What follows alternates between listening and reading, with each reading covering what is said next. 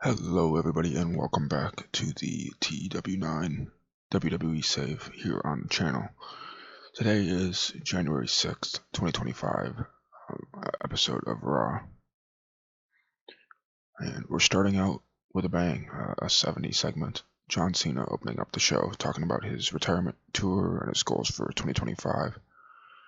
Talks about, hey, maybe he'll go for 17. Maybe he'll go for the Grand Slam Championship, the IC title that's eluded him all these years. He talks about WrestleMania and his final opponent and a chance of main eventing against a guy like Gunther. And as soon as he says that name, of course, his music hits and he's interrupted by Gunther and Ludwig Kaiser. Gunther says that John Cena has an amazing legacy, one that he's thrown down the drain by leaving for Hollywood and failing as a movie star.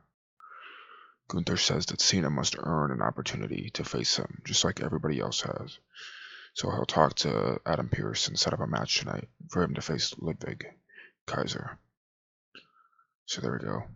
That match potentially happening tonight, Cena versus Ludwig Kaiser. This angle got the show off to a strong start, got them hotter. Awesome. Great start.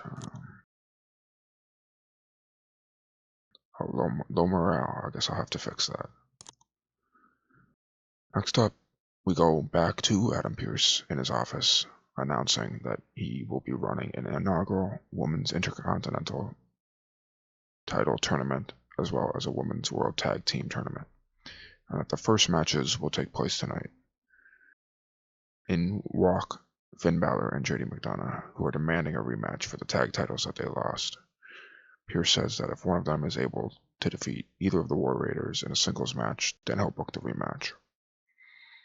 So, potential single match going on tonight between one of Finn or JD or one of the War Raiders. In a terrible match, Lyra Valkyria defeats Ivy Nile in 8 minutes.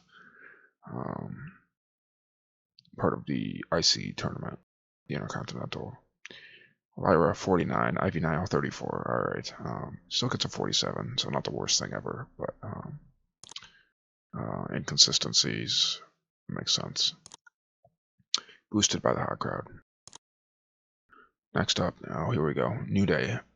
Obviously, they turn against Big E. They're backstage trying to get into the locker room when they are stopped by Rey Mysterio, just like in real life. Rey says that until things calm down, he can't let them into the locker room because he's worried about a fight breaking out. And guess who hears the word fight and shows up? It's Logan Paul, who says that, hey, instead of a fight in the locker room, let's have one out in the ring. And he joins up with Kofi and Xavier Woods. And he tells Rey, hey, the three of us can face you and your little LWO friends. And that gets a 63, which is good. Kofi struggled when going off script, but also enjoyed the freedom. Okay, interesting. The crowd is white hot, which is good. Good segment. And here we go. There's the singles match. JD McDonough versus Ivar. Ivar defeats him with a spin kick after Carlito accidentally attacks JD McDonough instead of Ivar. This was our storytelling match. 54 and a 53 for the both of them. And a 59 total, so this is a good match. Really happy with that. So, no rematch yet, so it looks like Finn will be facing Eric next week. Backstage again, Sheamus finds Braun Breaker backstage to ask him for a shot at the Intercontinental title. Obviously, in real life, at Saturday Night's Main Event, they faced off, but this is still before that, so I'm going to book it. Braun respects Sheamus for being straight up and asking him, but he thinks that one of the Creed brothers should get a shot next because he wants to see more from them and give them a fair shot. Sheamus is old and he wants to give the young blood some spotlight. Sheamus says that how about he face Julius tonight to determine a number one contender. So that gets a 53, that's fine. So yeah, Sheamus versus Julius Creed tonight. Number one contender match. And here we go. So Dragon Lee and Joaquin Wilde are joining Rey Mysterio, and it gets a 58, which is pretty good. Rey Mysterio pins Xavier Woods. So in 11 minutes, so Logan Paul 68, Rey 66. Maybe we'll have them face off later down the line, but 58 segment rating. Pretty good. Next up, The Miz talks to Karrion Kross and asks him how he can repay him for helping Miz escape R-Truth and that terrible tag team. Karrion says that Miz owes him, and then he walks away. Suddenly, Miz, all by himself, is attacked by Eric Rowan and taken into a van, and that van drives off. So Miz is getting kidnapped by the Wyatt Six. 59 at the start, 48. Maurice is here. She is the Miz's manager. A very good gimmick. And yeah, as we can see, the gimmick got very good, which is good. Anyone else? No, I think that's, yeah, just her. So yeah, I brought her in just to be a manager. And they have great chemistry too, of course. So that'll boost both of them up a little bit. 59 total. Yeah, Miz is kidnapped. Here we go. Sheamus versus Julius Creed. This gets a 64. Awesome. Sheamus with a 62. Julius with a 51. Sheamus is in amazing form, which is good. So definitely gonna run that match. A bro kick in 10 minutes. 64, 56 for the wrestling, 54 for the crowd. Let's see. Yeah, inexperienced, inconsistent. Next, Io Sky and Asuka are backstage. Obviously, Asuka's injured, but she can still do backstage segments. They're giving Dakota and Kairi Sane a pep talk to hype them up before their match in the inaugural Women's Tag World Tag Championship. Sonya Deville walks by and says that even if Dakota and Kairi win tonight, it's inevitable that those tag titles go to Pure Fusion Collective. Obviously talking about Shayna Baszler and Zoe Stark. 64 rating. Can't complain about that. In a poor match, alright, Dakota and Kairi defeat Unholy Union in about 12 minutes when Kairi Sane pins Alba Fire. Obviously part of the tournament. Gets a 62 though, which I can't complain. Great chemistry. Poor form for Kairi Sane, which is fine.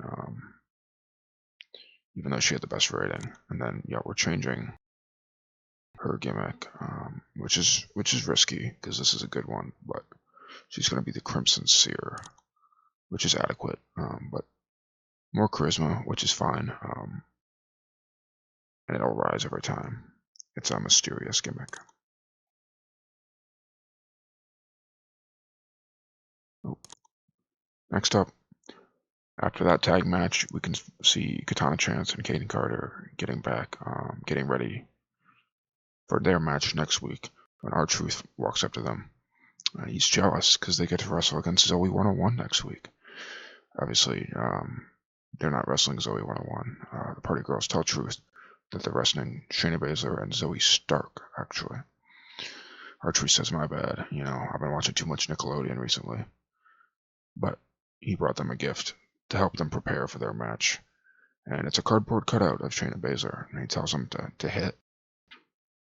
Kaden Carter weakly kicks it, and it goes down pretty easily. R-Truth says, see?